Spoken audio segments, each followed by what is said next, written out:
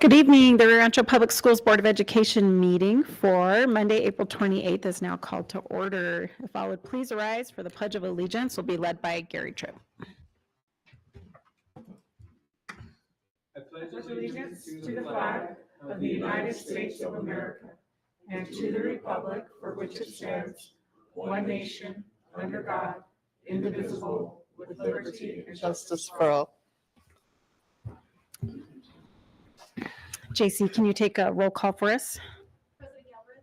Present. Vice President Morgan. Present. Secretary Tyler. Present. Board Member Tripp. Present. Board Member Miller. Present. We have a quorum. Okay, thank you. We'd like to welcome everyone out tonight. I know we have a lot of students and family here from our Science Expo and for some other things that we have tonight, but it's always nice to have a good amount of people in our boardroom, so welcome. Tonight, we'll start with introductory comments by our Superintendent of Schools, Dr. Visa Cleveland. Thank you all for being here this evening. We are 1 month from the end of the school year, and so there's just so much that is happening across the district, and all of it good things, and it's just amazing. The year has really flown by. Coming soon, of course, is Rio Tech. Rio Tech held a ribbon cutting last week, and there was just a great turnout for the event. There were representatives from, of course, the district, from CNM, from our state and federal officials. We had our State Secretary of Education. We had LESC and LFC who represent the legislature. I just had a lot of various people from the state. We had some of our federal officials, set representatives to the opening. We had union leaders. We had a good number of students, and some of them spoke, and the business community. And so while the building is not completely finished, there was certainly much to see in the new facility, and the district will be opening that facility for the community to see it in the summer, once all the equipment's in, all the furniture is in, before we actually start the new year. It's taken 5 years, given COVID and a lot of other challenges, but it certainly has been worth the effort. And when it's completed, it will be a tremendous asset to our school district, but not only to our district, to the community and to the entire metro area. It's a fabulous facility, and everyone who walked through had really positive comments to make about the programs that would be housed there and the better opportunities we have for our students. We were also pleased to have Senator Martin Heinrich visit Rio Tech on April 16th. He and several of his key staffers toured the building and spent some time with the students themselves. And in fact, the students that will be going there, many of them actually conducted the tours and interacted with the senator. The senator also provided the school with a flag that had flown over the United States Capitol building. We needed the flag, so it was very much appreciated. And he also met with some of the teachers in the school district as well. Before this meeting, this evening, the school board finance committee met. They reviewed the year-to-date financials, and they heard a preliminary report on the 2025-2026 budget. I also talked about compensation budgeted expenditures and our move as a district to online cash purchases, as well as a land transaction that is a possibility for the future. Executive Director for Finance, David Vigil, and Director Heather Gobaldon were the presenters for this committee meeting. The Executive Secretary for Secondary Curriculum Instruction, Stephanie Moore, will share information regarding the participation of Rio Rancho Cleveland students at Science Expo 2025. We had a really great turnout for that. She will recognize students who took first and second place at both the regional and state events. We really appreciate all of our students for representing their schools and the district in such an exemplary manner. And we're also very pleased to recognize the scholarship, all of the hard work, and some real creativity was demonstrated in these research projects this year. So congratulations to students, and thanks to our instructional staff who supported the effort as well. We have, as we've had the last several years, the gift of glasses for students who are colorblind. For the past several years, Mr. Ronald Eldon has very generously donated glasses to some of our students who are colorblind, and this will enable them to see objects in full color for the very first time. Additional information regarding this special donation will be made by Wyndham Kimsley, our Executive Director of Communications. But again, thank you so much to Mr. Ronald Eldon for his kindness and his generosity in this donation. We are back again. We've been back several times for school calendars this year, for next year, for 2025 and 2026. And so tonight the board is being asked to finalize the school calendars after receiving information that we needed from the 2025 legislative session and from the New Mexico Public Ed Department. Due to different PED grade level requirements, our elementary and secondary calendars have some minor differences. They're not major, but parents should be aware that we do have some variances between the two levels. Also, because Rio Tech is a collaborative effort between Rio Rancho Public Schools and CNM, we will need to have a calendar aligned with CNM, since many of the Rio Tech instructional staff are actually CNM teachers and employees. And Peggy Johnson, our Human Resources Director, and Rio Tech Principal Dr. Christopher Johnson will present and take questions from the board. This will be the second reading of policy 712 repeal. And so the board will be asked to consider approving the repeal of this particular policy, and it will be presented by Mike Chavez, our Executive Director of Human Resources, and David Mann, General Counsel for the district.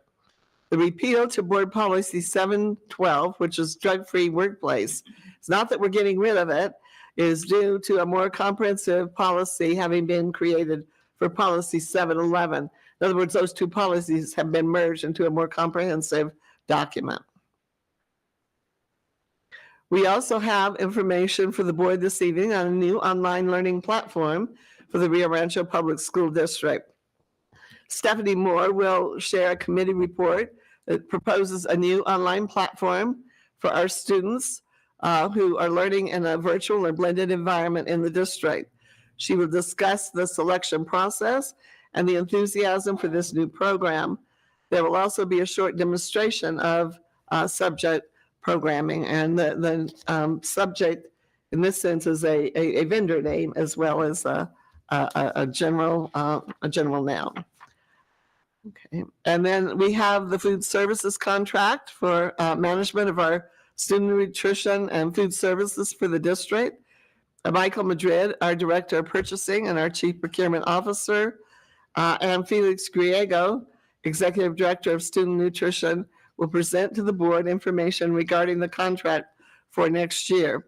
The district received several interested bidders for next year's contracted services, and it was nice to see more interest in the contract and more people expressing a desire to bid on the contract.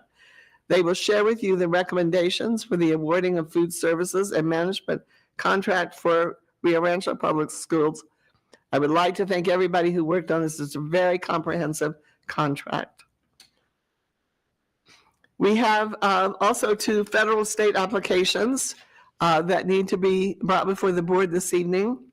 Suzanne Wynn, our Executive Director for Federal Bilingual and Native American Programs, will introduce and explain two important applications for the board's review.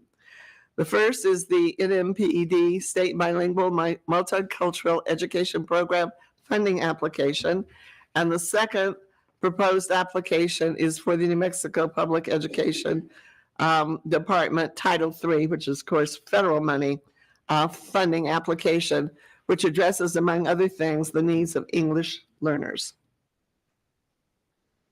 And then in the next week, we will be celebrating Teacher Appreciation Week. We appreciate all of our teachers. During this week, we celebrate all of our employees in the district with a special focus on our instructional staff, do just a wonderful job for us. And so we're looking forward to thanking them and celebrating Teacher Appreciation Week, the 5th through the 9th of May.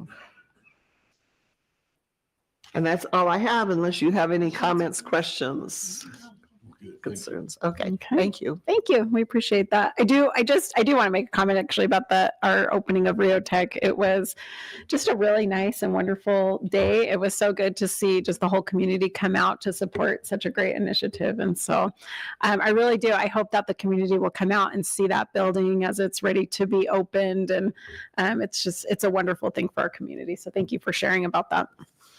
It was a big crowd. It was a big crowd. It was a big crowd, and it was nice. It was a nice day actually as well too, which isn't always happening lately. So, all right, we'll now go to approve the prioritized agenda and proposed time allocations. Madam President, this is Board Member Tyler. I'll make a motion to approve the prioritized agenda and proposed time allocation. Board Member Jeff Morgan, I second. Okay, we have a motion by Jessica Tyler and a second by Jeff Morgan. All in favor? Aye. Any opposed? Okay, motion carries 5-0. All right, we'll now go to our commendations.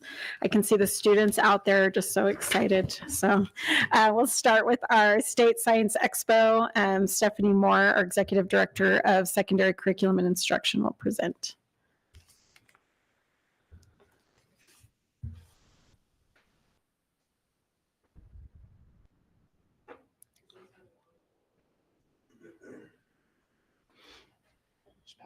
I got it. Good evening, Madam President, Dr. Cleveland, members of the board. Today we are here to honor our Science Expo students that have won first and second place at regional and state. And because I just provide space and opportunity, I'm not going to do this today. I'm going to allow our science leaders to do this. Jennifer Miyashiro's here, Lynn Perry, and Leah Felty to introduce our students and their success.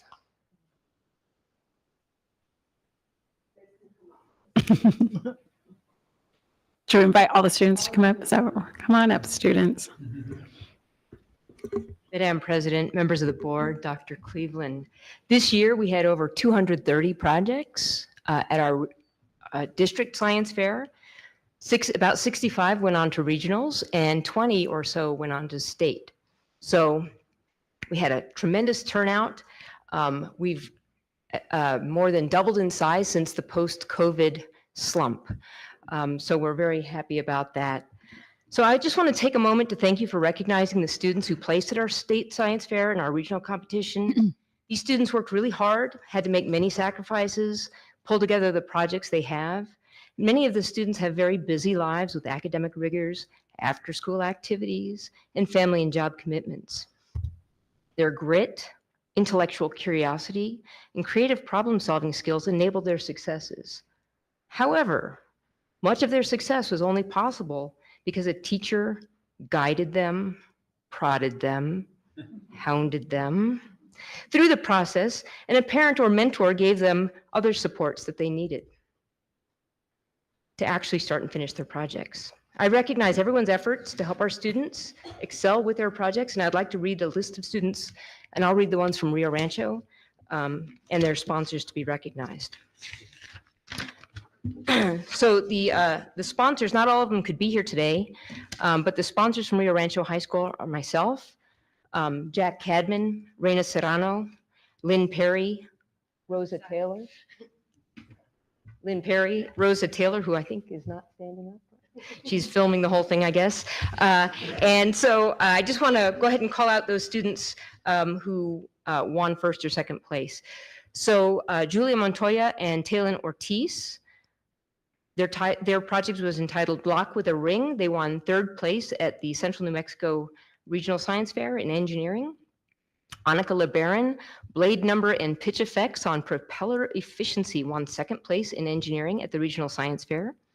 Hamsini Morali, How Does the Concentration of Kombucha Have an Effect on the Fermentation Project in Plant-Based Milk Compared to Cow's Milk? She won third place in microbiology at the Regional Science Fair and then went on to win honorable mention at the State Science Fair. She also got a greenhouse award, a CO2 and greenhouse award.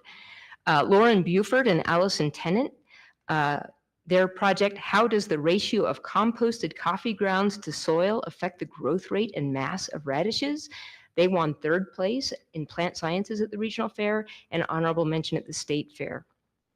Rachel Reed and Celinda Stallings, who I believe are standing behind me. Their project was simulating the effects of beverages on plasma through osmosis. They won second place at the Regional Science Fair in biochemistry and went on to win honorable mention at the State Science Fair. Rachel Taylor, how varied amounts of serine proteases hematoxin affect mammalian red blood cells and coagulation. That was a big certificate because of all the words. She won first place at the Regional Science Fair in biochemistry and then went on to win honorable mention in the State Science Fair. Jacob Cummings, it's rocket science. Are radioisotope thermal engines efficient? Won second place at the regional in physics and astronomy and second place in physics, astronomy, and technical arts at the State Science Fair. He also won a U.S. Air Force Award, Special Award. Tanner Donaldson and Jacob Rice. There he is, okay. Paradox theory and its applications, like he had to pull in retired Mr. Keeney to help him with this one because it was really wild. Won second place at the Regional Science Fair in computer and mathematical sciences, and then second place in mathematics, robotics, software, and technology. Christina Agrusa and Marissa Montano. Their project, Spider Silk Sound Sensing. They won honorable mention at the Regional Science Fair in engineering using spider silk to pick up sound waves. It was pretty wild. But then they went on to place first in engineering, technology, statistics, and dynamics at the State Science Fair. They also won the New Mexico Network of Women in Science Award. And then finally from Rio Rancho High School, Haider Mandalawi and Sean Ray Vaughn, effective variable electric stimulation on early plant development and hydroponics, second place at the Regional Science Fair in plant sciences, and first place at the State Science Fair. And I'll let Leah Felty. I'm doing such a good job. I will just keep reading. But I probably want to thank the Cleveland teachers. Oh, yes. So the Cleveland teachers, the sponsors were Leah Felty and Gretchen Feudy, not to be confused with Gretchen Felty, because that's confusing. Okay, and so we have Jerry Stansfield, Beating the Odds, won third place at the Regional Science Fair in medicine and health.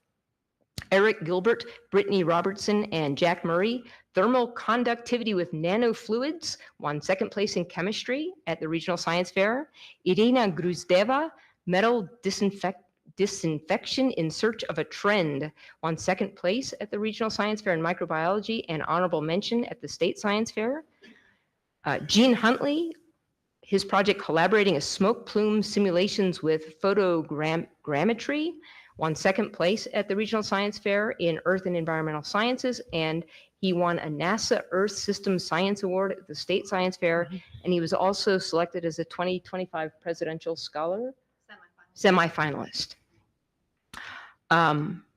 Gabriel Valdivia, analysis of various insulation materials and their efficiency, won second place at the Regional Science Fair in Energy and Transportation. And Keenan Starr, The Power of the Pulse, Exploring EMP Effects, won first place at the Regional Science Fair in Energy and Transportation, and then won a CO2 and Greenhouse Award and an Office of Naval Research Award at the State Science Fair. So all in all, our students did really, really well. Some projects I don't even know what they're about. I was just reading the words. Anyway. First, let's applaud them. It's amazing. Before you guys go down, would the sponsors like to say anything? Do you want to say anything about any of the? You're welcome to. They're all amazing. Great. We are really proud of these kids. They put in a lot of time and effort, and having to stand in front of a bunch of judges Oh. who are kind of experts in the field is, nerve-wracking. And they did it not once, not twice, but in some cases 3 times. So we're really proud. Yeah. Thanks, you guys. I know it can be kind of a grueling process. A couple years ago, well, my kids did the district one, but a couple years ago they kind of did a little bit further. And I remember Tanner, I think that year did bananas. Yeah, I remember right. And it's kind of a lot, and you have to stay on a lot, and you have to talk a lot and do all those things. And it can be kind of grueling, and you're probably thinking, why did I do this? Why did I enter in? And yeah, it's so good for you to put on those applications presentations and all those things. And it's such a good, and it shows so well for our district and that you guys are learning so many different things.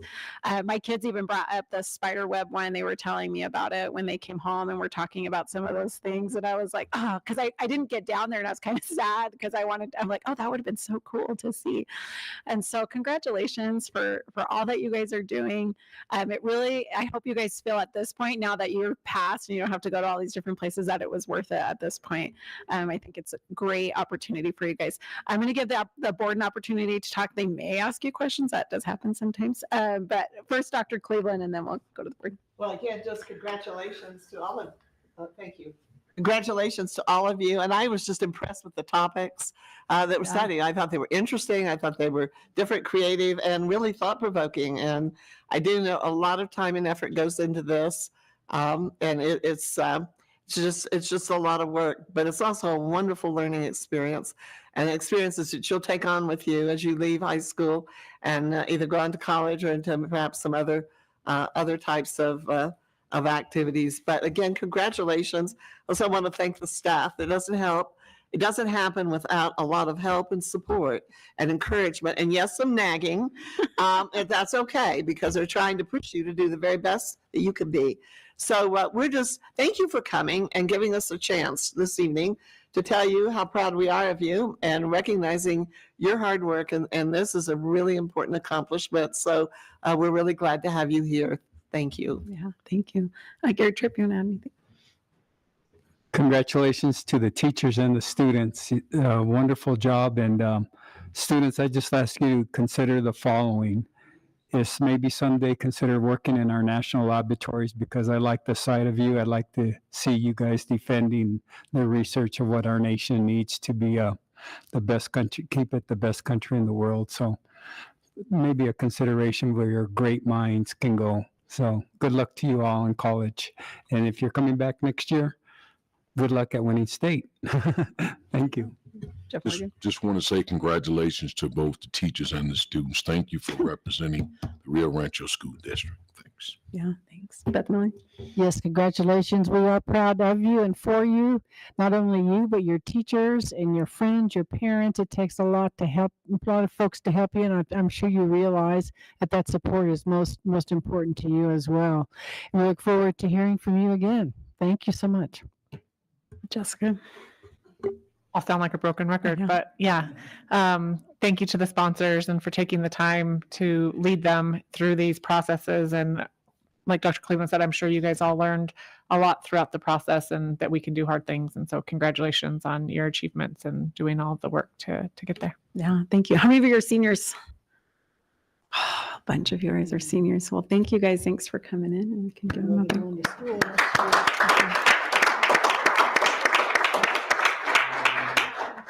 Now, if you all come forward, we'd love a picture. This will be your Facing prized possession, back. this picture that we'll take with us.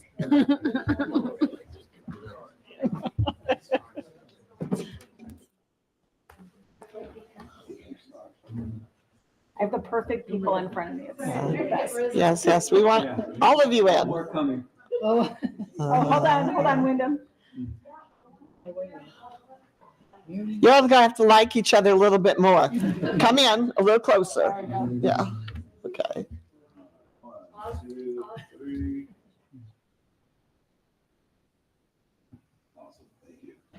Any other parents are?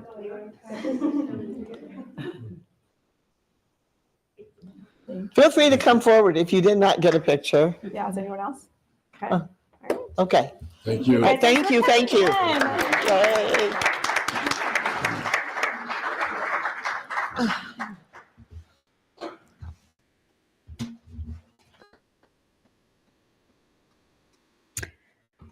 All right, our next commendation for the evening will be the colorblind glasses, and Wyndham Kemsley, our Executive Director of Communications, will be presenting this. And I have Jerry Reeder on here too, but I think it's just Wyndham that's presenting. Is that right? Okay. All right. So good evening, President Galbraith, Dr. Cleveland, members of the board. I am incredibly fortunate to be up here this evening to once again recognize and commend the efforts of Mr. Ronald Nelden, I want to welcome him up here. This is, I believe, the fourth year that he has orchestrated a donation event for Enchroma colorblind. They're not called correction glasses. They're called colorblind assistance glasses, I think, to students in Rio Rancho. To give you a little bit of background, Mr. Nelden is a U.S. Air Force veteran and was stationed in Saudi Arabia in the mid-1990s. He was personally affected by a bombing event at an apartment complex, and from that whole experience came a desire for him to give back and help those that he could. So a couple years ago, I think 2021 was the first donation event that we had. He decided that he wanted to change the lives of some youth in New Mexico, Rio Rancho specifically, and provide students with color blindness with these glasses that help them see color for the first time. And so this evening, he presented 9 pairs to middle and high school students in Rio Rancho.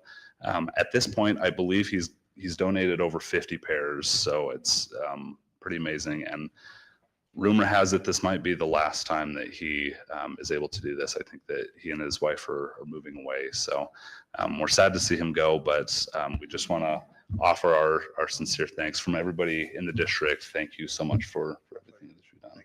Yeah. And I'm going to invite him to say a few words as well. Please. Dr. Cleveland, President Galbraith, nice to see you all again, rest of the board. I'd like to really thank Mr. Kemsley for all his help.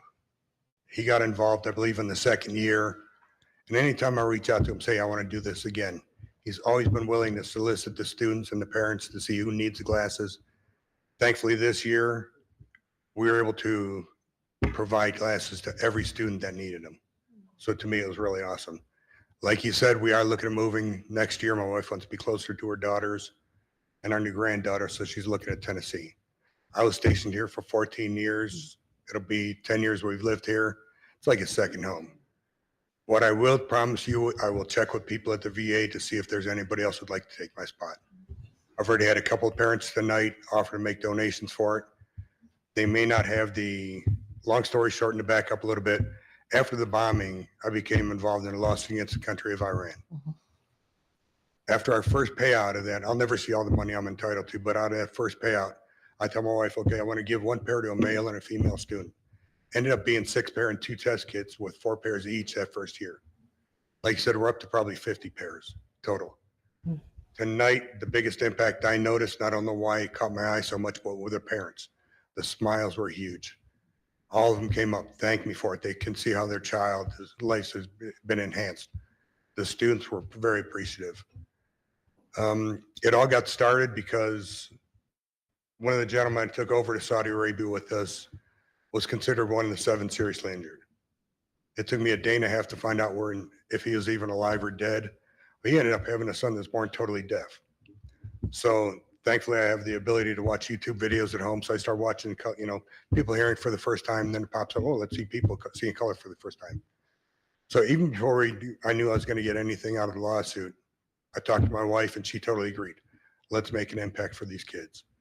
My mentality behind it is to show that something can come out of a tragedy that is so positive and can impact these students' lives. My life was redefined by the bombing. I'm hoping I'm to redefine the lives of the students I've helped out with these as well. Other than that, I can't thank you enough. If we don't move in time, I may sneak in and do it again next year. But yeah, it looks like we're moving. But I thank you, everybody, for their support over the years. Thank you. Well, thank you for that.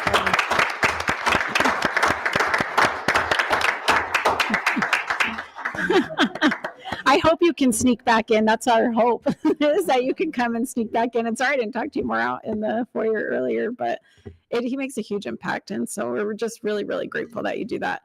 I have a student who's colorblind, not in our district, and we were talking about that. And I was actually talking about you and how you've been able to donate these. He's like, that is so neat. Like, that is just so neat. And it really is. Our district has been blessed by you doing what you've done for us. And so we're really, really grateful for it. And you're always welcomed back to New Mexico. When you go to any other state and you realize, wait, New Mexico's the place to be, come on back and we'll accept you. Dr. Cleveland, do you want to add anything? I would just add thank you so much for caring so much about our students and making that very generous donation. And really, if you have family members who are colorblind, which I've had, it is an amazing, it's just an amazing opportunity to see color the way it's meant to be seen and then to be viewed. So again, we appreciate it and echo what everyone else has said. Maybe you'll find your way back to New Mexico. We hope so. But whoever you're going, it's their gain and our loss. But thank you very much. Yeah, thank you. Again, thank you.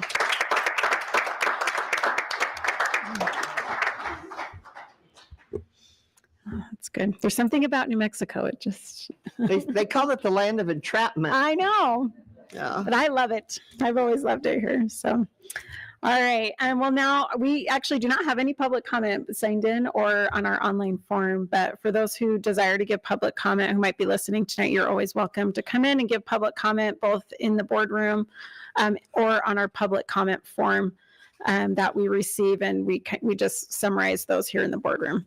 And so we'll now go to the consent agenda. Board Member Tyler, I'll make a motion to approve the consent agenda. Board Member Jeff Morgan, a second. Okay, we have a motion by Jessica Tyler and a second by Jeff Morgan. All in favor? Aye. Aye. Any opposed? Okay, motion carries. All right, we'll now go to our business portion of our meeting for tonight, hoping that I'm not missing anything. Okay, we'll start with what everyone has been waiting for and all the emails I've been receiving, so I'm really excited.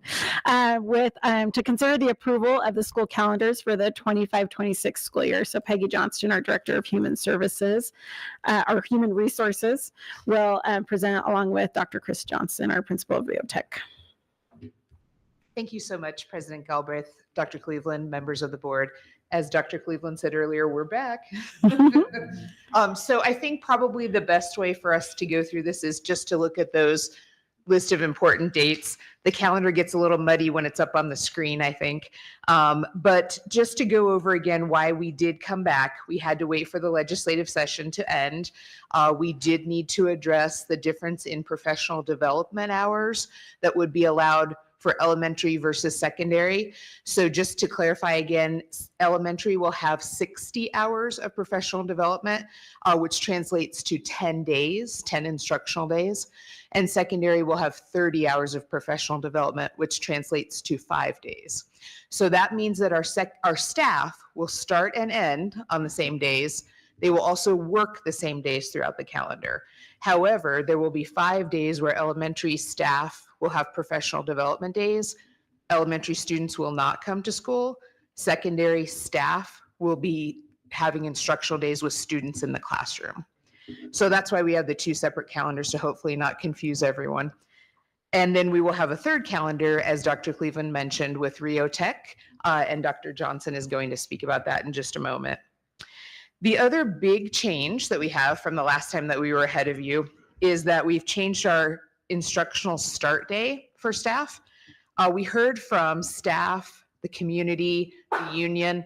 Overwhelmingly, one of our requests was, could we please have all of June and July as a summer? And could we start in August? And so we really took another hard look at that and what could we do to make that happen?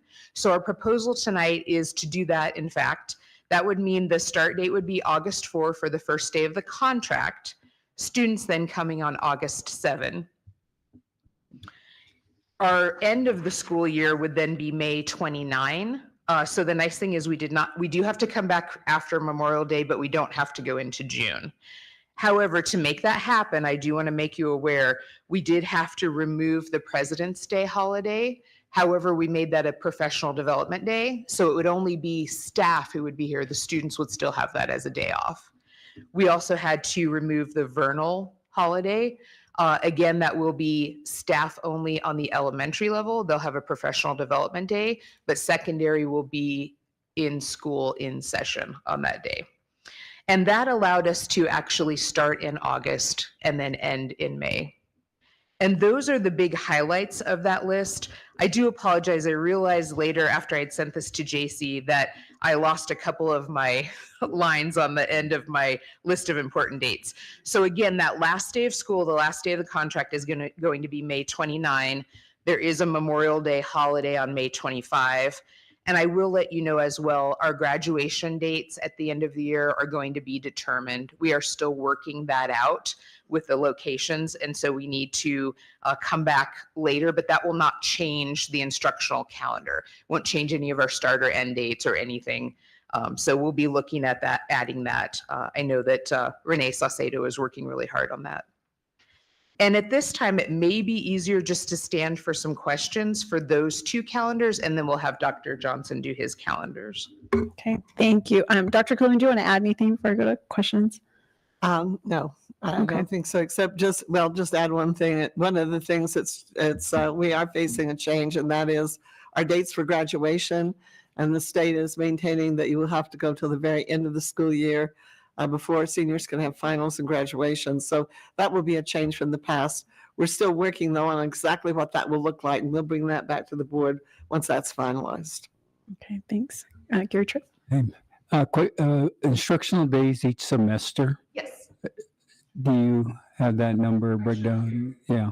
So if you're looking at elementary, the instructional days in the first semester are going to be 92, and in the second semester are going to be 98. That was a bit of a challenge for us. We do like to have them be a little more even than that. But again, that's just sort of the way everything fell. The majority of our winter break this year is going to be falling in that first semester category. So that's why we ended up with those dates a little bit different than we normally have had them. And then for secondary, it worked out the same. Okay. And then the summative assessment, is it changing next year, or is it still at this time of the year? It will still be at this time of the year, yes. So, Okay. it may be that a specific date on the calendar changed, but no, the time of year will not change. Thank you. Okay, Jeff Morgan? I don't have anything. Thank you. Okay. Beth Miller? No questions. Thank you. Jessica Tyler? I'll just say I know it's always an extremely difficult balancing task to figure out the calendar, and especially when there's drastic differences in secondary and the primary calendars as far as the professional development hours as well. So I think that there's, probably some people feeling like one person has it better than the other next year. But with that, I would just remind people that you guys definitely do the best that you can. And so I appreciate the work that you do. And then there's always that give and take as well, right? So it's like, no, we were able to get them out in May and not start till August, which I think is a huge win overall. And also just, I know a lot of families have been waiting for this to be able to make plans. And so thank you for getting this back to us as quickly as you could, given the information that was needed from PED on the professional development hours. So thank you for that. Thanks. I have a quick thing. I don't know. I was just I always look at kind of the other districts around just to see. And I thought it was interesting because one of the districts had actually put it was the PSAT date on there. I don't know if that's something that we can do if we have that date, but I think that would be, because no one ever knows, and then you're like, wait, my kids are off this week, and so that might be a nice addition. So Our RADA department is going to work with me on that. So as Okay. soon as I get those dates, we That'd can be great. start looking at that. Okay, that would be great. Anything else, I would Dr. want you to know in the differences between elementary and secondary. We worked very hard this legislative session to get that changed. And it passed every committee unanimously that heard it, understanding that we needed to balance professional development for both secondary and elementary, but it did not get heard by the last committee. And so we were there on Friday night before the session ended at noon on Saturday, hoping that it would be heard. And it did not get heard. And so we'll try again next year. And we do feel that both levels need professional development. It's important for both.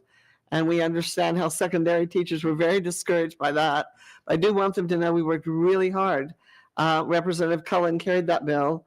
And truly up until the night before the closing, we were still hopeful that we would get it through, but it just did not make it. So many things in New Mexico, you have to go back 2 or 3 years before you actually get it accomplished. And so not giving up, and we'll try again. But it was a disappointment that did not pass. Yeah. Well, and on that note, Dr. Cleveland, I know sometimes people tune into our YouTubes. I'm sure it's 5 or so. But, as we're hearing this, I think it's really important for us as a community and as a statewide that if this is something that's really important, that we make sure that our voices are heard and that we're talking to our representatives. Because this is honestly, and I'm going to be a little more pointed on it, it should have been seen and it wasn't. And that's unfortunate. And so this is something that people need to hear that is important. If it is important to you, we really need to be speaking out and talking about it and not just letting it slide. So thank you for bringing that up. So on this one, do we want to go into go ahead. I was just going to say, I think we'll have Dr. Johnson present before there's a vote. Perfect. Yep. All right, President Galbraith, Dr. Cleveland, members of the board, good evening. So before you is the Rio Tech calendar. As Dr. Cleveland did mention, that we aligned this, one, because not only are the faculty, half of the faculty will be C&M faculty, but students are also C&M students. And so trying to find that balance between being a Rio Rancho student and a C&M student, where the calendars really don't mesh, was a difficult challenge, but we did want to keep true to what Rio Rancho is doing in their academic calendar, so it did not challenge families who have students going to Rio Tech and students going to Cleveland or any of the other schools. So looking at that, our start date, the key dates, we will start our staff on August 4th. Students will start August 7th. C&M starts September 2nd, so that gives us some time and flexibility to front load a lot of the instructional hours for our core classes. And then they'll get the Labor Day off. Our quarters are pretty balanced. In November, the only time we'll get off is for the election, because that is the state law. So we have to adhere to that. Then we'll get the Thursday, Friday off for Thanksgiving. And our winter break will actually start on December 16th or 17th. So the 16th will be the last date, which will kind of make up for everybody else. So for the fall, we have 93 days in our term. And then in the spring, again, we'll start back with PD on the 5th, and then students come back on the 6th. C&M will actually start a couple of days later on the 12th. The big difference here is February, March, and April, there really are no days off for students. C&M does not have a spring break. So that made it a little bit challenging, but C&M's last day of instruction is April 26th, which is a full month before everybody else gets out. And then, of course, we looked at what we needed for our instructional hours. So we will end our contract date on May 20th, will be the last date, and that kind of makes up for that. C&M summer classes start on the 18th. We'll have several students going through there. And then in the fall, spring term, we'll have 97 days. So we'll have 190 total instructional days for our instructional staff on the Rio Rancho side. And other than that, I will stand for questions. Dr. Levin, you want to add anything on this? No, I think he covered it nicely. It's a different calendar. And I know you had 2 parent meetings so far to give people an opportunity to hear about the programs, the offerings, but that's been stressed to parents that this is a college combination program, and that it is a different calendar, and they would have to commit to that calendar in order for their students to participate. And everyone seemed very positive about it. There wasn't any negative feedback from parents at all. Getting out early is a plus. That is a plus, I would say. Gary Tripp, anything? Just is there any concerns with any struggles with C&M? No, sir. So the C&M, we've kind of geared this towards that. They've run this calendar through CCHS, which is an APS run campus on the C&M side. So looking at how they run theirs without spring break and how C&M runs it, it really does seem it's a lot easier to do, because then students aren't missing days of class because they don't have transportation or they don't have other issues that have come up, where the past 2 years we've had students show up for C&M classes without having Rio Rancho classes. So that's one of those kind of tricky situations that students and parents have been fully supportive of this. It'd be nice to have a smooth process. Is there any word on when ground is breaking? I know where it deviates from the instructional calendar, but Yeah, yes, sir. From my understanding, it's May 22nd. We do have a meeting coming up at the beginning of May, but I believe it's May 22nd. Time frame, I'm not sure. I want to say it's around 10 a.m. on the 22nd. I know Tracy was inviting, we're all welcome to come out to that. Yes, ma'am. So, yeah. but they're pretty set on May. Fine. Okay. Thank you. Isn't that great? Yeah, it's great. They announced it at the CTEC Mhm. opening for the community and everyone. So we think it's pretty firm and pretty excited about that finally taking place. Yeah, it's so good. So wonderful. Jeff Morgan, I don't anything? have anything. Thank you. Appreciate your time. Okay, Beth Miller, No questions. Thank you. Jessica Tyler. Okay. Awesome. Thank you. Anything else with calendars or any other last questions on calendars? And maybe I'm kind of, anyway, I'm just going to put this out there again, that I would be interested as a board member talking with other districts and going to PED and asking for a change of heart on the seniors as far as getting out early. But I don't know if other districts are interested in that, but especially thinking about those CNM, we talked about CNM and their schedule and how some students who might desire to do that anyway, so that I just want to put that out as that I'm interested in that. So if that's something that we could look into. All right, we'll go for a motion. Board Member Tyler, I'll make a motion to approve the school calendars for the 25-26 school year. Board Member Miller, I second the motion. Okay, we have a motion by Jessica Tyler, second by Beth Miller. And why don't we do a roll call on this one?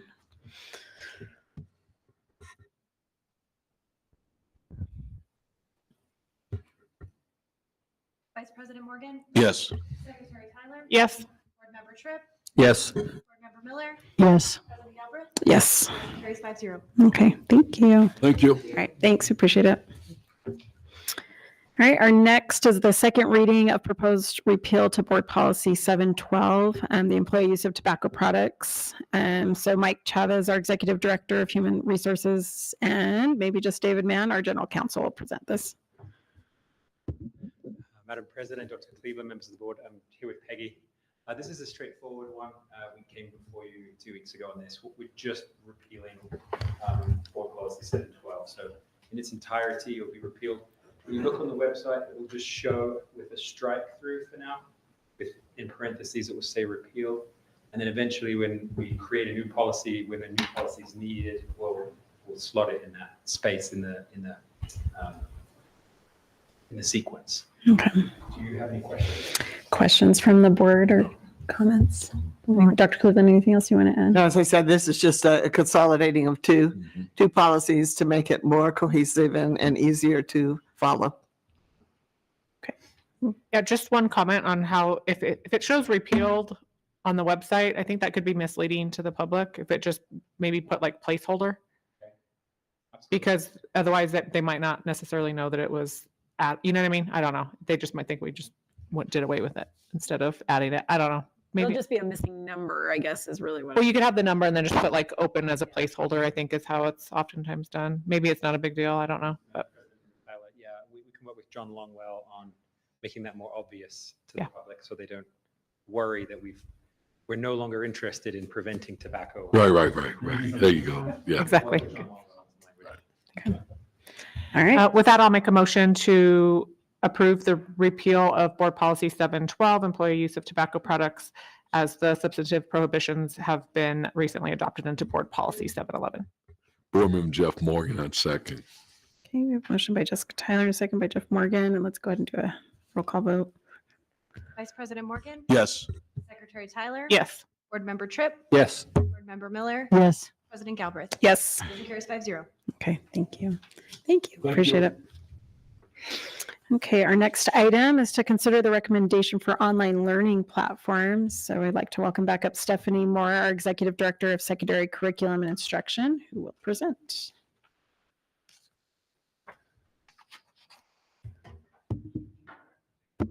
Good evening, Madam President Galbraith, Dr. Cleveland, members of the board. I am here today to ask for approval for the use of a new online learning platform. We have been with Egeneuity for a long time, and it was time to go out and review. And we, in working through this process, decided it would be most appropriate to review this in light of instructional materials like we would for anything else, because that's how we use it in our district. So next slide. On the team, I organized the team, and then Susie Sittig, one of our coordinators, facilitated the conversation with them. The purpose next of this is just like with science instructional materials, which I was here about last month, was to adopt an instructional material that would meet the needs of our students and meet the standards for the state of New Mexico to support a K-12 student. The use of these materials will only be in secondary. We wanted to ensure for a long time our online learning usage has kind of been siloed. And so we have really worked to bring and worked specifically with the teachers at Cyber and then our other users. And how do we ensure that our online learning students, our blended students, are getting the same GVC, the same quality of education that a student attending one of our other schools would get. And so when we went out, this was one of the things that we were looking for. How could we find a platform, and which platform out there would allow us to meet these needs and ensure that we could say with confidence that these students were getting the same high quality education that all of our other Rio Rancho Public School students are. So our online learning in Rio Rancho Public Schools for a long time has lived outside of CNI a little bit. And so the goal this last year and a half was to really look at how we can bring this fully into CNI, into curriculum and instruction, and work with all of those stakeholders to do that. So we wanted to fully utilize the instructional material process. Sometimes I think we don't always realize the scope of our digital learners in our district. So on the next slide, I really lay out all the different places, because it's not just Cyber Academy that uses digital learning. We have a lot of usage in the district, and so and very diverse needs. So we wanted something that would be able to meet all of these needs. So Cyber Academy uses it. Independence uses online learning to fill gaps for graduation. Our Student Support Center uses the online learning platform for our long-term placements. Credit recovery at both of our comprehensive high schools. We have night school programs at both comprehensive high schools. We have an integrated ed program through our special education department, and our desert programs, our secondary desert programs through special education. So we have it had to be pretty robust and flexible in order to meet all of these needs. So on the next slide, you'll see our committee. We tried to have representation for each of these voices from each of these areas present. I want to call out and to make sure that we included our diverse learners perspective in this. This was one of the gaps that we had seen, is how do we support a diverse learner on our online learning platform. So we had one of our ELD coordinators sit on the team. We had an SE coordinator sit on the team. We had administration on the team, so that we were really aware of whether or not we could meet the needs of our students when we reviewed. So you've seen this image before when we did science. The process was very similar, right? We went out, we found all of the reputable vendors. We used an evaluation rubric. You could pull up the science rubric and pull up this rubric. They are very similar because it all goes back to our standards and our curriculum maps that we have built in our district. They evaluated 3 different platforms. We selected two finalists, we brought them in, and then the committee convened afterwards to plus delta both and make a final decision. So in our finalists, we brought in our 3 that we evaluated and the 2 that came for presentation. So we evaluated Imagine Learning's Egeneuity, which is our current digital online learning platform. We evaluated Subject and BYU Online High School. We brought in BYU Online High School and Subject for final presentations as the finalists. Both companies did a very good job in their presentation, but the final recommendation was unanimous for Subject. You'll see in here, these are the quotes from their justifications about why they, as a team, decided that this was our best step forward. One of the things that really came to the forefront, 2 very distinct things. One, we needed NCAA accredited first run courses. BYU Online High School did not offer that to us. We had to go out for our own accreditation for it. But 2, we also needed a system that could handle credit recovery. And those are very different purposes, and Subject provides different pathways for that. And it looks different for kids. Subject is a new company and has been incredibly responsive, and the feedback we got back from other districts who have them has been very positive. So we are excited to try something new. We've been with Egeneuity for a long time, so it's going to be a change. But even if something is really good, maybe 20 years later, it's time to evaluate what we're doing. Dr. Cleveland has asked that we have a demonstration. So I'm going to ask Anna from Subject and John from Subject to come up. They flew in today from LA. They're an LA-based company to model some of this for you and demo it for you so that then we can stand for any questions that you have. Okay?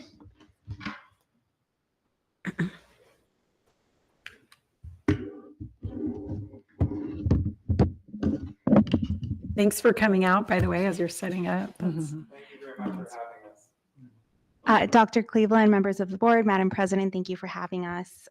This experience, being part of the review, has been extremely humbling, and we thank you for your diligence in choosing a new provider.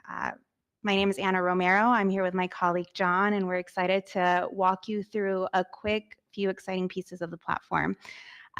Subject is a new online learning platform. We are hoping to reimagine what digital curriculum looks like. Our students today, as you very well know, have a very high bar for engagement. They are addicted and obsessed with Netflix and Hulu and TikTok. And so it's our job to make sure that our curriculum is rigorous, standards aligned, provides supports for these students, but is also extremely engaging and culturally relevant to them. Online learning for the past few years has also had a very negative stigma attached to it. We've heard the click for credit model before, where students jump on an online platform and they're met with multiple choice assignments and they find the answer banks online. And so I'm excited to walk through with you how we are responding to academic integrity and the sorts of assignments and different assessments that we are asking students to respond to. Subject has over 150 courses, all of which are standards aligned and meet New Mexico standards. We are also approved by several bodies, including NCAA. We are also an accredited body. We are accredited by WASC and Cognia, so I always like to start off there. Because we are standards aligned and we need to meet all of the important bodies requirements for standards alignment, all of our courses have everything that a student would need. Students do not need to access any outside materials, and this is extremely important when it comes to our science courses, for example. And so when you look at our science courses like chemistry, we have what we call virtual labs. And so students are able to come here and complete their labs and submit these for scoring and feedback. Again, a student will not need to purchase anything outside of the subject environment to be able to meet the standards and requirements. And then speaking to academic integrity, a subject is looking to move away more and more from multiple choice assessments. And for a few reasons, one of which being that these are very easily found online for students to just quickly find the answers. But two, we want to really dive into students' depth of knowledge and become a lot more creative with the way that students show their mastery and understanding. And so I'm in an English 1 course here, and you can see that this is a warm-up. We are talking about tone, and in this assignment, students are being asked to recite the poem twice using 2 different tones. Again, different if a student was going to use OpenAI to help them understand tone. That's only part of the assignment. They have to be able to demonstrate what the different tones mean. And so we're trying to get creative with the sort of assessments that we provide. You might also be wondering who is going to be providing all of the scoring and all of the feedback for all of these assignments that are not automatically scored. Subject is really proud to say that we provide all of the suggested scoring and feedback for these assignments and assessments. We call them suggested scores because ultimately your teachers will have final say in what students receive for these assignments. You know your students best, and we're here to provide a suggested score. Here's another example of an assignment in English. Here, students are being asked to read a paragraph, and they're being asked to respond to what feels authentic and inauthentic to them. But I see some of these words, and I might not know what they mean. And so what is Subject doing to support these students here? We have a 24/7 homework helper available in the platform. It is AI powered, and the nice part about it being owned and protected by Subject is any data that a student submits here is protected by Subject and will not be shared with any third parties. So it's very important for us to share. It also will not give students the answer, so that makes it very different from an open AI extension. So a student could try to ask it to give it the answer, but they'll get very frustrated very quickly when the AI homework helper tries to scaffold the problem for them. Another really neat feature that we have here is our Explain This homework helper. And so we know that during the review it was extremely important that Subject would be able to support multilingual learners and learners who maybe weren't reading at grade level. And so what our platform can currently do is a student will be able to jump in and highlight maybe a few words, maybe a sentence. And when they do so, they'll be met with 3 options. It's explain this, translate, and read it aloud. And so if they highlight per se, maybe it's a word, it'll provide them with a definition. If they highlight a sentence, it'll rephrase the sentence for them. There's also a translate button. You might have a long-term English learner that has been in the classroom for some years and really only needs a part of the curriculum translated. We can support over 150 languages. And then there's the read aloud button for students who need some part of the curriculum or content read aloud. Should probably also share that all of our course library is available in Spanish, Arabic, Ukrainian, and Russian, but we also support over 150 languages. I'll go ahead and show you what that looks like, but this is extremely beneficial to schools who maybe only have one student who only speaks one language, and they've had trouble finding curriculum that this one student can access. It's also very expensive to go out and find curriculum for just one language for one student. If Rio Rancho came to us tomorrow and said, we have a student who only speaks Mandarin and we'd like to get them a chemistry and world history course immediately, Subjects would be able to turn that around for them. Moving on to the engagement side of it. So Subject is located in Los Angeles. It was a very strategic decision. We have our own sound stages and set stages where we actually film all of our curriculum. It's standards aligned, and so after we create the assessments and the curriculum, we get to have fun with the scripts and the videos. The videos serve as direct instruction for students. And so think of it in English. They might preview a text. In history, it might run through the Great Great Depression for students. In math, it might show how to solve linear equations. And in chemistry, it might preview how to complete a virtual lab for them. I'll go ahead and play just a few seconds from our New Mexico history course here.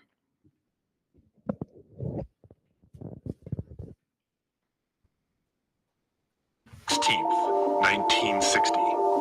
Above the deserts of New Mexico, a lone figure ascends to the edge of space, reaching an altitude of over 100,000 feet.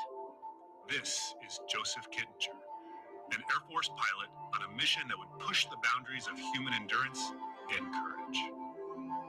At a height where the curvature of the Earth is Our videos have an average of about 5 minutes because we know attention spans are fairly short, and we even think 5 minutes now is a little too long. So we're working very hard on making sure that these are shorter and shorter each time, and that they're met with formative assessments and assignments that reflect to what was just taught in the video. But again, we want to make sure that our multilingual learners are supported, and this might include newcomers to the school district. And so I'm going to go ahead and play a quick video for you. This is a video that was originally filmed in English. This is one of our instructors, Craig. He has a YouTube channel on just everything about history. So he is a subject matter expert, but I don't believe he speaks Spanish. So feel free to provide feedback. El mundo como la Revolución Francesa.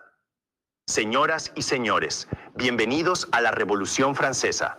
Pocos eventos han transformado el mundo como la Revolución Francesa. No solo la Revolución Francesa se basó en ideas de la Ilustración, sino también cómo Napoleón. If you looked closely, his lips move as he's speaking. We want to provide an extremely immersive experience for our newcomers and make them feel like this is authentic to them and to their language. And so all of our courses that are provided in the native language have videos that are completely translated as well as the curriculum. And any assignments that students do submit will be scored in their native language. I'm going to jump into our educator site here and ask John to help me touch on a few important pieces. Subject is a data-driven company. We want to make sure that your educators and your teachers have data at their fingertips to make informed decisions. And we also know how extremely critical it is that you all are very well aware of how students are performing at any given moment. And so here with Subject, we have something called live reports. So I'm going to go ahead and click in quickly. These are reports that are all customizable. And so for some districts, sometimes the completion rate is the most important piece, along with how much time students have spent on a platform. Other times, it might be what the attempted or pacing score is. And so we're excited to work with Rio Rancho on what reports are important to you all. We don't want to make sure that you're running through 50 different reports and trying to find the data yourselves.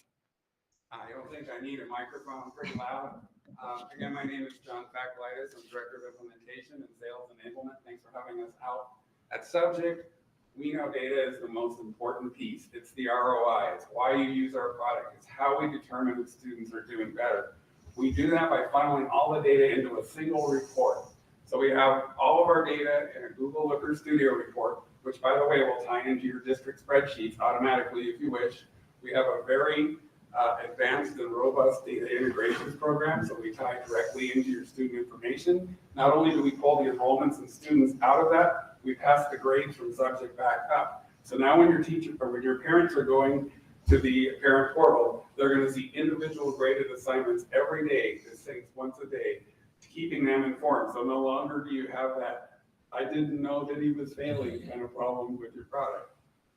Again, this is part of our montage of this product is to remove all of the administrative work that we can from the platform and put that time back in the hands of teachers to actually interact with students, because that's where the learning happens.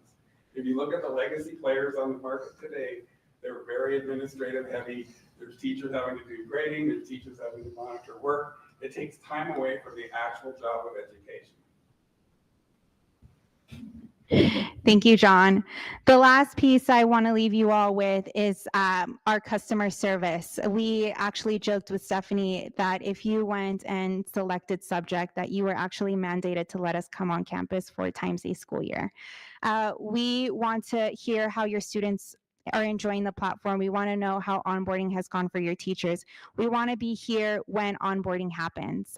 We don't believe that a successful onboarding will happen virtually, so please be aware that we are excited to be here for the potential launch of subject. Thank you. Yes, and I'd like to add to that, unlike anybody else in the market, we are truly engaged in the success of you and of your students. To exemplify that, we started selling in Alamogordo last summer. We released New Mexico history this January. We listen. Most of what's on our platform comes from educators like yourself. So thank you very much for having us out. Thank you. Yeah, thank you. And now we stand for any questions. Okay, thank you. Dr. Cleveland, do you want to? Well, you just answered one. Where are we on New Mexico history? So thank you for already answering that. And I hear it's a really great unit. So I'm looking forward to seeing that in particular. But thank you for coming. Thank you. Thank you. All right, Board Member Tripp, do you have any questions or comments? Thank you. Jeff Morgan? I don't have anything. Thanks. Appreciate your time. Okay. Beth Miller? Thank you very much for coming. Thank you. Jessica Tyler? I'm going to be the pain, I guess. Yeah, I know. Which anyone in the room could probably tell you that's kind of the case. I have some. Usually, but yeah. So you guys have mentioned a couple times you're a newer company, that you kind of came out of COVID. So how many customers do you have? What is the longevity of your company? Obviously, it's a little bit, I work actually now in software. So I know that people oftentimes have hesitation going with new companies because of your staying power. So can you tell me a little bit about that, the number of customers, number of states you're in, et cetera? Okay. We sell in 11 states. So in Southern California, New Mexico, Arizona, Michigan, Illinois, Ohio, Indiana, North Carolina.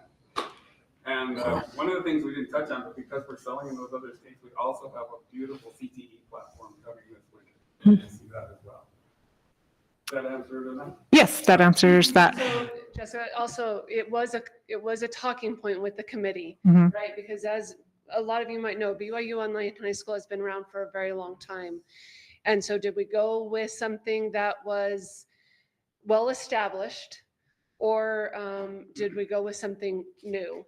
And the committee really, they appreciated the responsiveness of subject. The fact that we have New Mexico history out and ready to go already, which is one of our bigger problems in our high school graduation requirements. Also, they've already developed 6 AP classes. BYU Online, despite having been around for as long as they have, only has 9 and doesn't have an English class. So the committee felt taking the risk on the new would it give us some more innovative opportunities, because it did come up. Yeah. Okay. Awesome. What about costs and things like change orders, adding additional curriculum? If we have legislation that changes and our curriculum changes, how does that work in the pricing structure for you guys? The beautiful part of our product, the cost that we bid is the cost. We don't charge for anything else. Any new courses that come out, like we have middle school coming out this summer, any new courses we develop, on-site PD, unlimited support, integrations, the whole thing is built into the cost. It's a one-line quote. Okay, awesome. And then I think I just have 1 or 2 last questions. On the analytics, I think that's obviously the way of the future with reporting. You talked about integrations already into PowerSchool, so that's outstanding. On the analytics, is that viewer-based, or is that for any teacher can access and do their own reporting, or is that going to be restricted on the licenses? Reporting is based on your level in the system. So if you're a teacher, all those reports will show your students. If you're a site administrator, like principal, you'll see your school, and then district admins can have varying degrees of access. We have multiple layers of access in there. And nowhere is somebody seeing data they shouldn't be seeing. Okay. And then final question, I know you said it's one line item. Is it for as many users as we want? So it's a subscription for the X amount of years that we're entering into the contract with you? Or is it restricted to a specific number of students that would be able to access it? Go ahead. License-based, and those licenses are transferable. And so once a student is done with a license, you are able to share it with another student. Okay. Okay. Any other questions? Sorry. No, that was good. That was really good. I'm glad. I'm glad that you. Well, hold on one second. Yeah, really quick. And this isn't really a question for you guys, but I guess I'm so grateful that it has so many languages built in. I think that's a really, really good thing, especially when we have students who may come from, difficult situations, and it's kind of one last burden. I guess my comment is just as, when those kind of circumstances do arise, that we don't just create where we just keep that student on that. Okay, good. We also didn't touch on very much, and I think it's really important because of the wide variety of use. Subject also has a large number of other accessibility features for our students with disabilities and things like that, so that it's not the language support is amazing, which we have not seen anywhere else in anything, even in science materials we're adopting now. But it also has really great built-in supports that can be tailored down to a student that they need, whether it's Lexile changes, whether it's reducing choices, things like that. So there are other accessibility features also available in Subject. Okay, that's good. Did you want to add anything Well, to I that? was just going to point out with our language solution, we serve a huge Arabic population in Michigan, and they've been using us for about a year now, and those students are outperforming the regular language students now because we removed that language barrier. What do you know? Those students are really sharp. It was always just English that was the problem. The courses are identical, so you can enroll them in both, so they have the ability to translate between their language. Yeah, it's just so important to me that our students are ready to go out into the world, and so that they do learn English, as they go through. So I think that's a great thing. And I think you answered kind of my other question. I just wanted to make sure we did have stuff for like dyslexia and all of those sort of things. So that's. It was I will admit, right, it wasn't near the large team that we put together for science, right, because I had close to 40 members on that team. It was a smaller team, but they were highly critical of what we were going to do, because if we're going to make a change, we wanted to be very intentional about that change and ensure that it would be smooth. And they're not kidding about being here. They were here last week for presentations. When I called Anna to let her know, she was back at the airport to fly back to New Mexico already. So they have been incredibly responsive to the things we've requested, but also to the districts they already serve here. Okay, well, thank you. I mean, one nice thing about going with new software, just my home is a software crazy place. That's what my husband does on his side gigs and his main gigs and all those things. But is that sometimes they get really comfortable, companies get really comfortable in their software. And so that I can see as a good thing is that, we can see some of these new features that come in because you're building up new. So I think that's a really good thing. Hold on, Dr. Cleveland and then Gary Tripp. Go ahead, Gary. First. Go ahead, Gary. No, just some good things got brought up, and just one thought that I had, and that was the state of New Mexico changes standards like we wash hands, and every time the state of New Mexico changes standards, a lot of the people that are changing the standards aren't subject experts. So the curriculum, it's not a curriculum, it's just an alignment. So, because I work in that field, so we just have to align to the standards, and it's like checking off. So I hope that, to be honest with you, I hope that we can adopt curriculum in the subject matters that, like Michigan, I think you mentioned Michigan or something like that, that have a really good curriculum scope and sequence. And you probably are going to see your subject experts. So I just ask that you take care of our kids. Yeah, in the state of New Mexico. So. Oh, good. But we have a professional team, very experienced. I've been in this business a long time. Our lady that's over curriculum has been in it just as long. That's why we're only selling in 11 states. We only sell where we can align and where we can do a good job.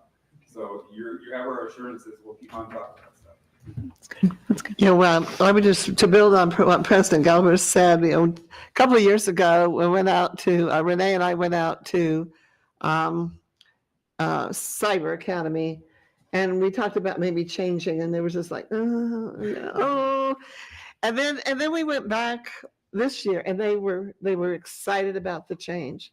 They said that what we had before was becoming increasingly dated. It wasn't staying up with world events. It wasn't staying up with some of the changes. They were frustrated by the lack of it being relevant and current.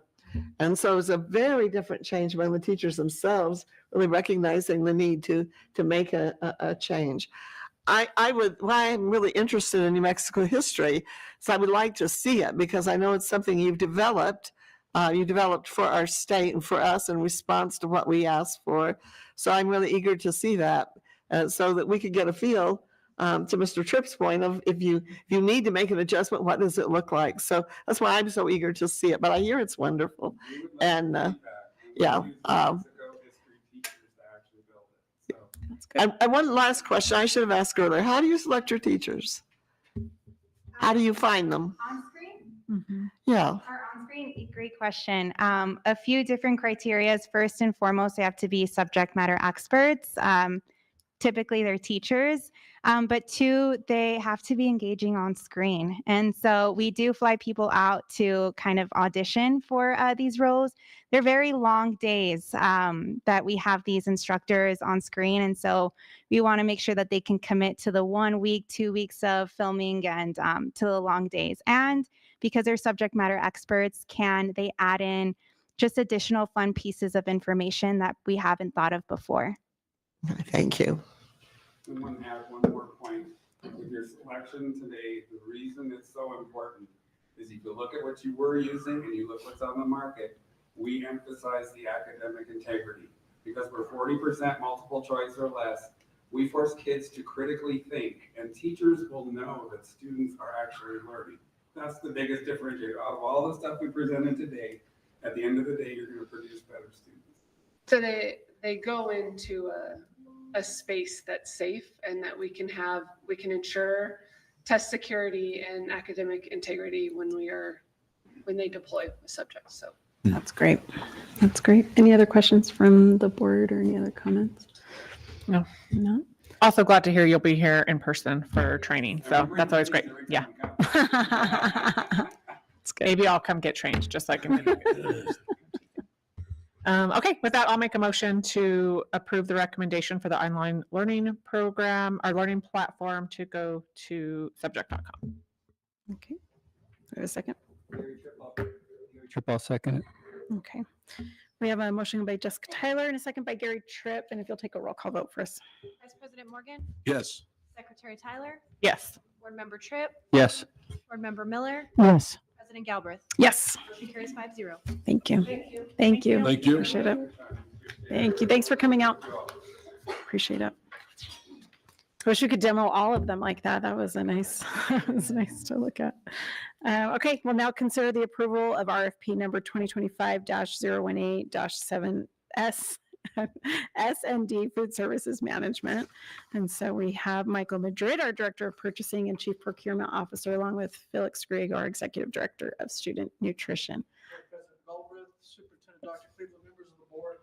Before I get started with the presentation, I do want to acknowledge, as Dr. Cleveland mentioned earlier, the evaluation team, Felix and his team. The proposals received on behalf of the solicitation included hundreds of pages of content that had to be reviewed. They had to familiarize themselves with that content. They had to familiarize themselves with the evaluation criteria. They had to score. We had many hours of discussions. So I want to acknowledge that evaluation team. The other thing I want to mention that makes this procurement a little unique is it required a collaboration on the procurement documents, the RFP boilerplate. Typically, when we do a solicitation, it's only our Rio Rancho Public Schools boilerplate, but we had to merge in New Mexico Public Education Department's boilerplate as well. So we had to constitute one document for the solicitation, and we had to do the same thing for the contract. So that makes this procurement a little unique, and as far as the volume of information, it was quite a challenge for the evaluation team. So I want to acknowledge those team members for participation. The requested action for this afternoon is award of RFP 2025-018. It should read S&D, Food Service Management, awarded to Southwest Food Excellence. The selected food service management company will collaborate closely with Rio Rancho Public Schools to provide premium quality food products, including whole muscle chicken and other items that meet or exceed the quality of their currently featured menu items to the district. The chosen vendor has demonstrated experience working in K-12 and has showcased innovations that involve students, staff, and the patrons in a dining experience. Their proposal includes reference menus and appropriate portion sizes that align with the nutrition standards. The food management company will work alongside Rio Rancho Public Schools to introduce desired products that enhance the students' dining experience. In addition, the company will comply with all requirements outlined in the New Mexico Healthy Free Meals NMAC rules established by the New Mexico Public Education Department. These include mandates to minimize food waste, incorporate New Mexico grown products, serve at least 50% scratch meals, and actively promote participation in the National School Lunch Program. To ensure effective, efficient operation, the district seeks a staffing plan that includes a minimum of 140 kitchen employees, each earning not less than $16.50 per hour. Additionally, the district will require key leadership roles, which include a district manager, 3 assistant general managers, a chef, and a catering supervisor. The proposal must also include a food truck to support student feeding programs and be available for special programs. We received a total of 5 solicitations to the RFP. Proposals were received from Aramark Educational Services LLC, Compass Group USA Incorporated, by and through their Chartwell division, Genuine Foods Labs, Southwest Food Excellence, and Sodexo America LLC. As part of any procurement that involves evaluations, we have to do what's called a pass-fail verification to ensure compliance with the evaluation criteria, and all vendors provided the required affidavits and were eligible for evaluation. Based on the evaluation results, the highest ranked offer was Southwest Food Excellence. A recommendation for award is being made to Southwest Food Excellence on their strong qualifications in K-12 experience, high quality food offerings, and innovative students engagements strategies, included sample menus aligned with USDA nutritional standards. I'll also turn it over to Felix, and he'll give you additional content on his program. Good evening, President Galbraith, Dr. Cleveland, board members. I just wanted to kind of throw in a couple of things with regards to this RFP. It was a lot of work, so I thank my committee. They have their own jobs and responsibilities, and looking over anywhere from 200 to 400 page RFP is pretty extensive.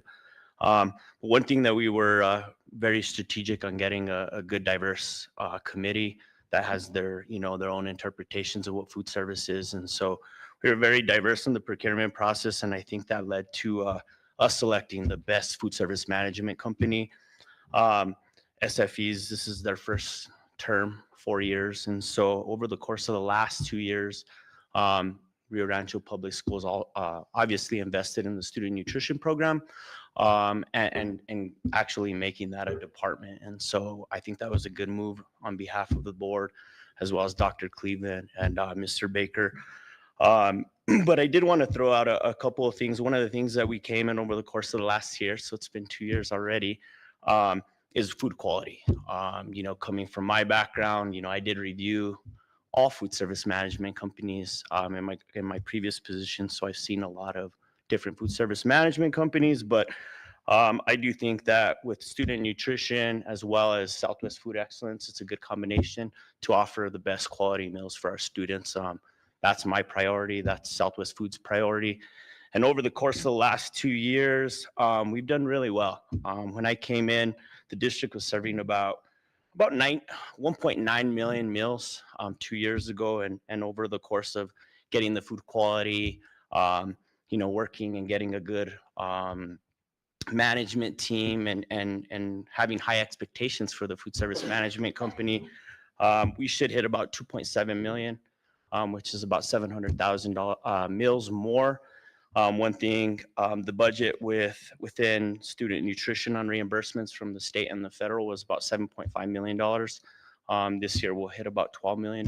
So, it's a win-win situation. One thing that I did want to throw out that's important to the board and Dr. Cleveland is SFE is going to be making some additional investments. One of the areas is trying to do cooking for kids.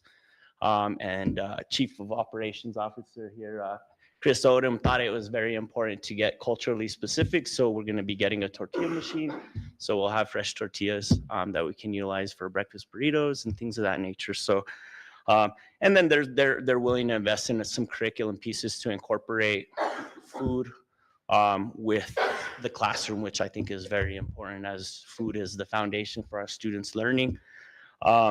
And so with all these things, I think it's a great investment for Rio Rancho Public Schools, and I think our partnership with not only student nutrition but Rio Rancho Public Schools and SFE is a good investment for the district and our students and our staff. And so we've grown significantly over the last 2 years, and so we want to continue that growth and make sure that our students are getting the healthy nutritious meals that they deserve. So. With that, I stand for a question. Again, we do have our director, Rex Lish, as well as Chris Odom, who's a Chief Operations Officer for Southwest Food Excellence that flew in earlier to provide any answers to any questions that you may have. Okay, awesome. Thank you. I just have one question. I'm guessing it's a typo because you said 5, but the memo says that it received 12 proposals. Okay, just want to make sure. Dr. Cleveland, do you want to ask any questions or give any comments? I would just make a couple of comments. One about the partnership and how it's grown and developed over the last several years in such a positive way. And we were concerned about the quality of food and the freshness of food. I have a very unscientific approach. Every time I'm in a cafeteria around lunch, I go in there and I ask the students, how do you like the food? Is it pretty good today or whatever? And students are always brutally honest with you about just about anything. But we've seen, not only the number of meals increase, certainly satisfaction with meals increase. And so I just want to say we've come quite a ways in the last period of a few years. Really appreciate seeing that progress and appreciate the partnership as well. Thank you. Gary Tripp?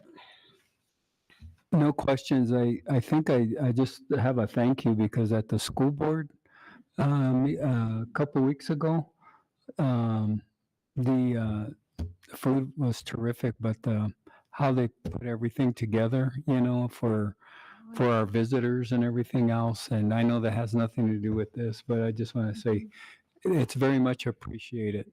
Thank you. Thank you. Yeah, that was catered very nicely. We appreciate it. Good. Jeff? I don't have anything. Thank you. Okay, thanks. Beth Miller? No questions. Thank you. And Jessica, do you have any questions? I think Dr. Clue might have I just, more. one other thing I wish I had mentioned, and so I will really appreciate the willingness to work for extracurricular events or for special events in the community. And that really helps become a community-minded, community effort for student nutrition. And been several events, and we have appreciated your willingness to step out and help us with those. And they have all been very, very well done. So I would want to add that as well. Yeah, it has been really good. I think we've had a few catered events, huh, Claudia, over the last little bit, and everything's been really good, and so we appreciate it. So with that, if there's no more questions. I'll make a motion to award RFP number 2025-018-SND Food Services Management to Southwest Food Service Excellence. Board Member Jeff Morgan, I second. Okay, we have a motion by Jessica Tyler and a second by Jeff Morgan. And JC, you want to just take a roll call? I'm just on a roll call, kind of. You want to just take a roll call for us?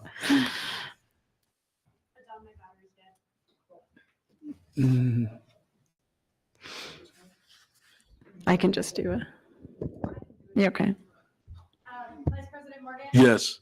Secretary Tyler? Yes. Board Member Tripp? Yes. Board Member Miller? Yes. President Galbraith? Yes. Motion carries 5-0. Thank you. And thanks for all the leadership in that. You guys have done a great job. Thank you.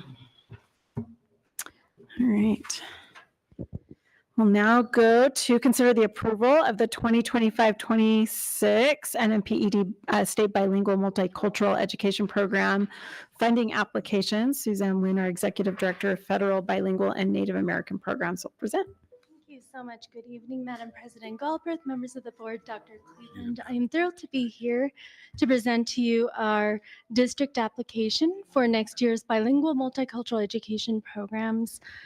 Just about 2,800 students we have projected for next year, which is nearly triple the number of students we had about 2 years ago. This would continue to be at Puesta del Sol, Maggie Cordova Elementary, Eagle Ridge Middle School, Lincoln Middle School, Cleveland High, and Rio Rancho High School, and to include the languages of Spanish, American Sign Language, Chinese, French, German, Italian, Japanese, Latin, and we are adding to this application from the Pueblo of Santa Ana, the Keres language.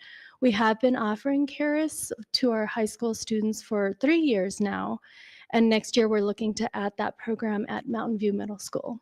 So that planning is well underway.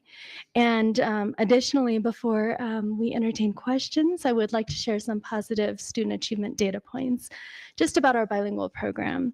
Since 2017, we have awarded 178 students with the New Mexico State Seal of Bilingualism by Literacy through the class of 2024, and those have been in the languages of Chinese, French, Latin, Spanish, and German. And for this coming up graduation class of 2025, we have yet to receive AP scores. The students haven't even taken their AP exams yet, actually, and we get those scores in mid-July. But some other avenues for languages not assessed through AP, we know definitely we will be awarding 10 bilingual seals for American Sign Language, and also 4 students in Keres from the Pueblo of Santa Ana. So that'll be our first representation of a tribal language. So super excited about that. And I stand for any questions about that application. Okay, that's awesome. Dr. Cleveland, do you want to add anything? I don't have any. Thank you, though, for all your hard work on these applications. They're rather comprehensive. Yeah. Gary Tripp? I don't have a question. I have a comment I'd like to make, and that is a thank you, Suzanne, and thank you to your teachers that work with this, because I want to make a point of emphasis that I believe in the Keres language. Several Pueblos speak Keres, but you dignified the Santa Ana Pueblo because everyone has their unique Keres language, and so that's a lot of work for you, and this is a lot of work for our educators. And it goes to show the shining stars that we have in this district because of the fact that that's a lot of bilingual right there, because we carry every Pueblo in the state, I believe, here. So thank you for all the hard work, and thank the educators for all their hard work with the kids. And it's an honor to be here endorsing this, that they're out there working hard at this certification. Thank you. Yeah, thank you. And Jeff? No questions, just want to say thank you. Yes, thank you to you and your staff for what you're doing for our students. Appreciate that very much. Thank you. Jessica, do you have anything? No, thank you for everything you do. And it's definitely another bright spot for us for our district. So appreciate the work that you do.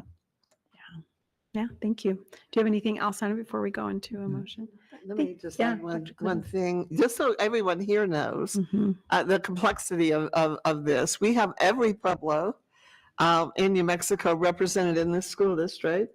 And on top of that, we have, of course, the Navajo Nation, which is the largest number of students, about 600, I think, or something very close to that. And then we also have some of the other tribes like Apache, Comanche, some others as well. And so in terms of the Native community, we are extremely diverse district. We are also now one of the top in terms of numbers of Native Americans serving districts in the state of New Mexico.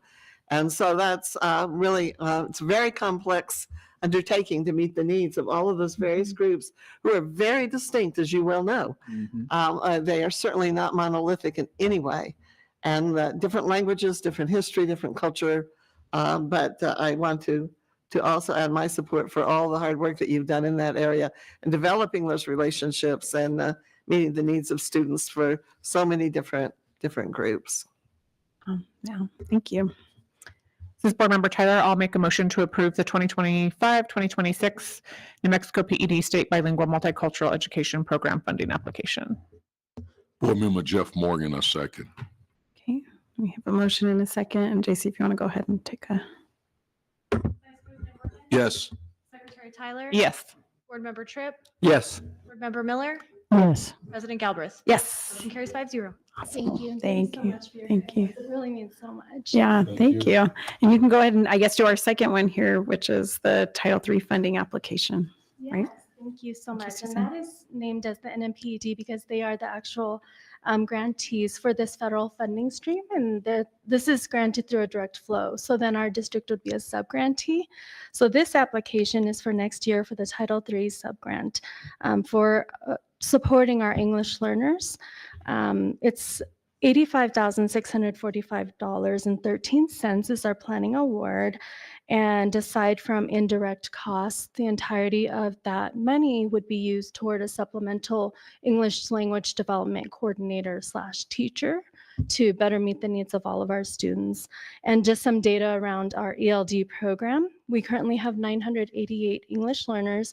That number continues to grow steadily year after year.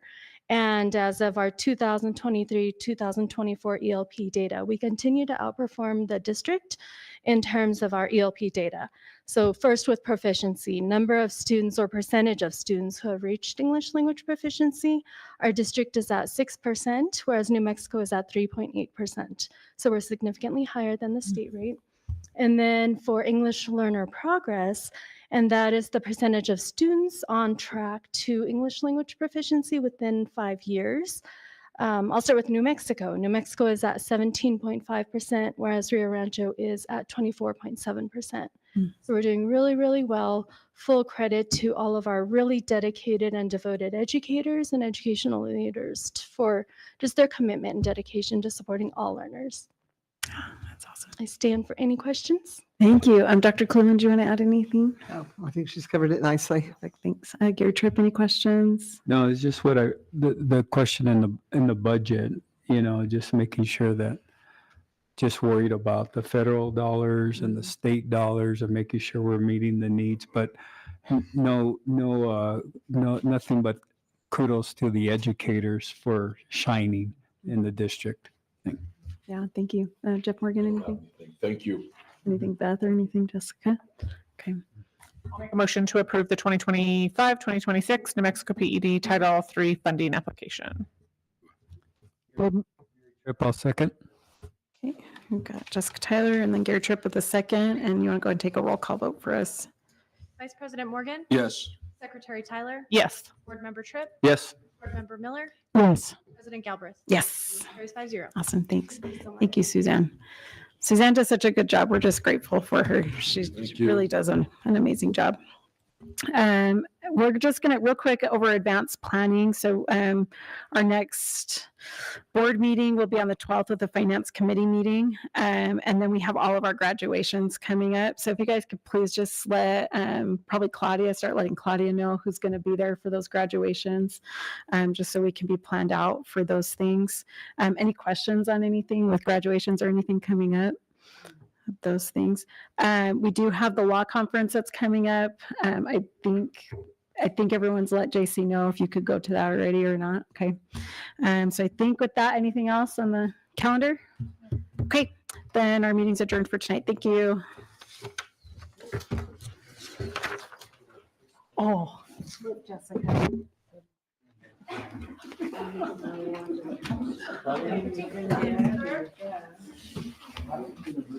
Oh, I spoke the difference. I know. Let me see what I